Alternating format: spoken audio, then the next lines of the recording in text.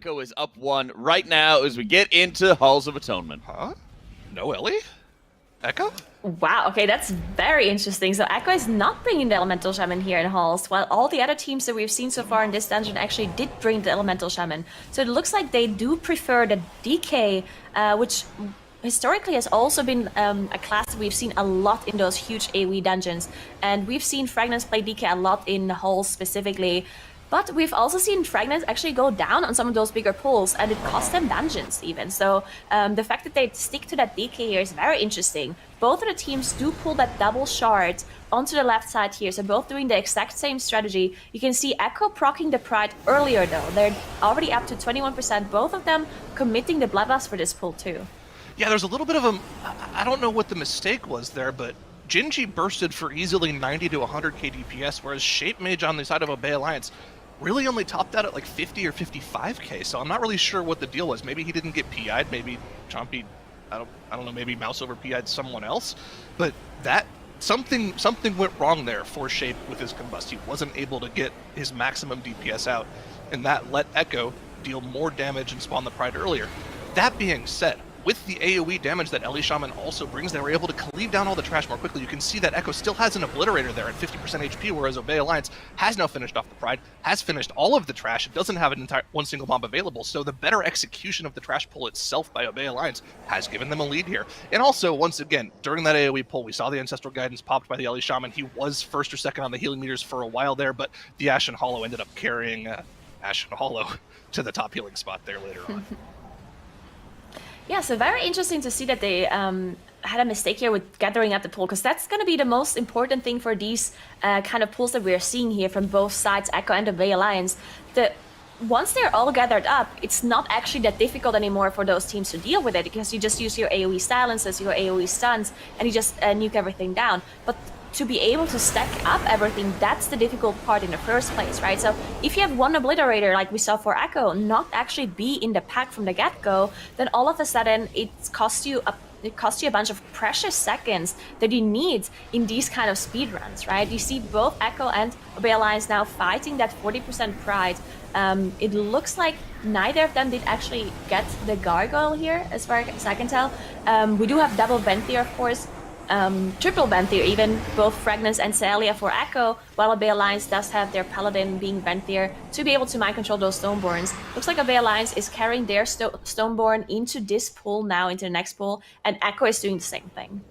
Yeah, and again, Obey Alliance, able to transition that tiny lead at the start into just keeping that tiny lead after that first pull. They've engaged this pull ever so slightly ahead of Echo here. The Stoneborns are now taken for both teams here, and they're going to be AoEing this pull down. But again, the Ancestral Guidance is back available for 40 here, has been popped, and he's going to be able to help heal his group up here. Didn't actually need to do that much healing here, it looks like, though, because Ashen Hollow is kind of carrying, the player, not the ability, is carrying the healing here. Yeah, I mean, I'm trying to figure out what the reasoning is for playing the DK over the Ellie Shaman. And you can see, like, DK is no joke as well when it comes to AoE damage, right? Like, it's up there. It's above the Ellie Shaman for sure. But I'm just trying to figure out what the reasoning for not playing the Ellie Shaman and the Ancestral Guidance is here for Echo. I feel like it's like a perfect use case scenario for it. You also have AMZ, right? Which is also like incredibly valuable, I guess, for Pride's AoE damage. But I guess Pride's not even that big of an issue in Hall specifically anyway, because you have the Stoneborns always helping you out, so usually you don't have to commit any major cooldowns for it. You can see the AMZ being popped by Fragments right now on Echo's side, and it looks like they actually caught up, as their Pride is much lower on Echo's side compared to Obey Alliance. So somehow they did manage to deal with this pull quicker compared to Obey Alliance, but they have this one death on the board, so the 5 extra seconds that is probably making up the difference right now. Yeah, interesting to see that difference in comp. One more thing about the Shaman is that you have an extra Chompy actually going down here on the last tick of the Pride. It looks like they are going to be just using that Battle Rest to get him back up quickly. So both of the teams now, same death, and also no Battle Rest is left for either of those teams. But yeah, you have that extra Curse Dispel on the Shaman. So you have one extra Curse Dispel for the stun on the second boss, and you also have Curse Dispels for the Obliterator debuffs as well. I just noticed something here in the profile select that we have. It looks like Chompy isn't playing the PI Legendary. He's playing the Shadow Fiend Legendary. Legendary, which I know is a strong option for AoE and just general damage as well, but there's a chance that he just PI'd himself a few times instead of PIing the mage, which might be an oversight. Maybe he thinks he's wearing that Legendary, but he's not. So we'll have to see how that ends up playing out for them later on here, but somehow, some way, Echo has kind of, they've chopped that lead a little bit. They've been able to get through this AoE pull on top of Helkias a little bit cleaner, and they're ahead on boss damage here by 20% here. And remember, this is a Tyrannical dungeon. 20 Tyrannical bosses have a lot of HP to chew through, so even if it's just 20%, that can easily be 600-700k damage, which on single target takes a while to get through. Yeah, if he would actually PI himself, that would be a huge mistake by Chump, because of course we do know that PI does not actually belong to the Shadow Priest. It does belong to the mage in the MDI. So that would be a mistake. But we'll see what they do later on, as Echo is now done with the boss. They're finishing off his Houndmaster. Are going to be proccing that Pride. Looks like they're on their way to skip it. So all of them already walked up using the invisibility from the mage and the invis potions for the rest of the team to just skip the Pride and skip the Trash too. We've seen some teams play this Pride in the past just to get a damage boost for the second boss, but Echo deciding to skip it. Let's see if Obey Alliance is skipping this as well, but at this point they're pretty far behind because it took them this long to finish off the previous Pride and also finish off this boss, and then having that death on Chumpy really cost them quite a lot of time here. Yeah, that really did cost them a bunch here, right? I mean, they're gonna finish off this Houndmaster here, and then they'll be able to invis after the fact, but they're just so far behind here. They're even further behind than Golden Guardians was against PIME yesterday, so there's gonna have to be some sort of major mistake from they're in Echo, combat. I feel like, at this point, and 40 is now in combat with the Pride. He's gonna have to die, but fortunately nobody else is in combat. They'll just have to AoE res him up here, but that's more time on the board for them, right? That's just an extra 20 seconds or so that Echo gets to expand their lead, and oh, it looks like another player's in combat now too. Chompy has to go down. Is anyone else in combat? Are we going to chain this a little bit more? Oh no, the Pride's coming for more. Yeah. This is as bad as it gets. They're This going is to a have to full team wipe. Yeah, this is going to be all. I mean, against a team like Echo, this is pretty much all she wrote, right? I don't know what you can do to come back from this. Echo has to full team wipe themselves for Obey Alliance to come back in this one. They can't even get there. They're gonna need to have 40 run through, die, and then use Unk. Yep. Because they don't have invisibility potions, right? So I'm not sure why everyone's really... Well, yeah, 40 did Unk just now. I don't know why everyone else really is. I guess they're just gonna have to die again as he's resting, but yeah.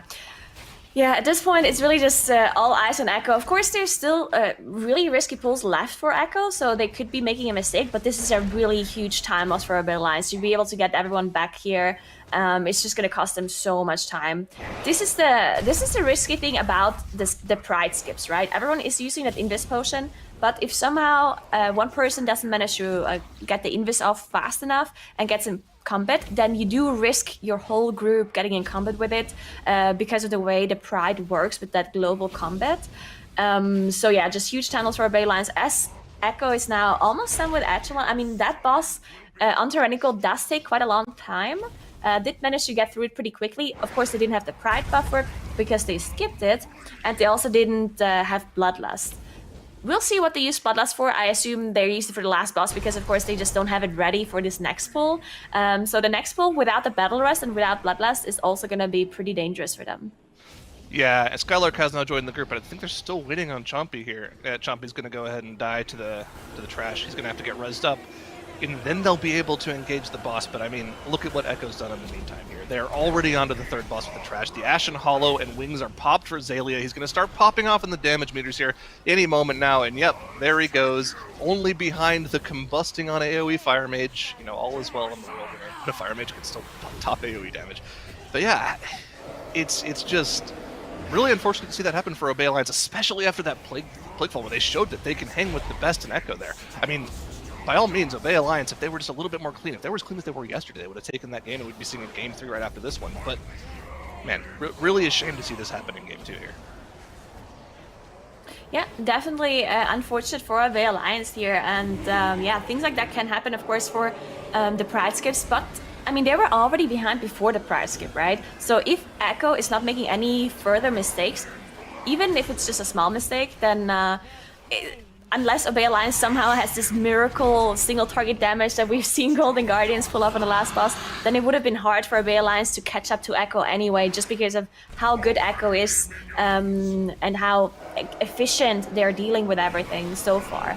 They dealt with the trash, so they're now, they only have the boss left at this point. They're up to 93% trash, which is of course enough trash to be able to proc the Pride from the mini-boss in the next boss area. We're gonna have to see what they do with the Pride. I would assume they don't have the Invis Potion ready yet.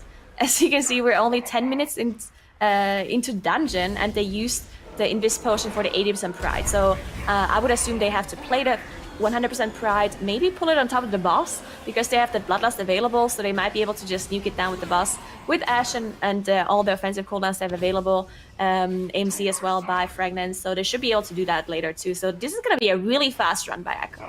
Yeah, and I think that's the thing we should take away from this. Yes, it looks like Echo's going to be winning, and yes, Obey Alliance is kind of out of it here. But I'm interested to see how this run from Echo compares against the runs that we saw from Golden Guardians and PIME yesterday, because by all means, those were pretty clean runs on their own. Only one death from each team in that run as well. And those times were pretty much dead on even. One was 14-13, one was 14-20. So if Echo is kind of up to the caliber that we're used to them being at, they should be able to compete with that, if not beat it, based off of what we've seen in the past. And they are going for the same strategy that we saw from other teams yesterday. They're using that Gargoyle, that Loyal Stoneborn, to help burst down Inquisitor's Cigar here right away. Not even waiting for that first, well, they did wait for the first community cast, and now they're going to be able to easily burst it down. But let's see, if they do end up killing the Prideful, like you mentioned here, that actually would end up being a single target damage increase if they just pure cleave it down with Bloodlust. I don't think the Ashen is going to be available, though. They just used it on the third boss, though, right? I didn't see if Zella did use it, but I mean, I wouldn't be surprised if he did, because it's such a difficult pull. But yeah, it looks like they are dealing with the Pride. They're not moving just yet. They had the Stoneborn up for a little while longer, but only for like 2 auto attacks or something. So they're just slowly moving to the boss. We do see the Combustion just now coming back up for Gingy. We don't see an Ashen or anything just being popped yet, so we'll see how they deal with this. Now the boss is being pulled on top. And yeah, if we look at the time, the fastest time we've seen yesterday was by Golden Guardians, and it was 14 minutes, 13 seconds. And if we look at the time, they're probably going to beat that timer. I don't think they're going to need 2 minutes for the boss, but we're going to have to keep an eye on that. It is a Tyrannical, of course, and a +20, so it might take them a while. And without the Ashen, or maybe Sally is going to be getting the Ashen back up later. They still have Bloodlust available, so they might even be waiting for that cooldown to come back up. This is one of the things that allowed Golden Guardians to catch up to and surpass PIME yesterday in the final boss of Halls of Atonement here. They saved the Bloodlust for the Ashen Hollow, which if my internal clock is correct, it should be coming up in like 15 to 30 seconds here. So we'll see if he's about to pop that. But yeah, they saved, there it is right there. Oh, there Ashen we go. Hollow coming out from Zalia. So yeah, there it is. They saved the Bloodlust so that the last 30 seconds of the Bloodlust overlap with the Ashen Hollow, whereas PIME just popped it right away on the pull with the first Combust. And that helped them really come back there. So here we go. 1 minute left on the board to beat the time from Golden Guardians yesterday. Let's see if they're able to burst through it. Look at how fast Lord Chamberlain's health is just being melted with the Bloodlust and the Ashen Hollow being popped right there. Zalia, just even with the late Ashen Hollow wings pop, just actually going to be passing up the mage on pure single target, man. What is this game? Maris also did give PI to Zalia here, so Gingy had used Combust before PI was ready, and then Maris did just pop the PI on Zalia to give him some extra damage as Lord Chamberlain is going down, and it's at 13 minutes 45 times, so the fastest we've seen so far, as Echo wins this game against Obey Alliance.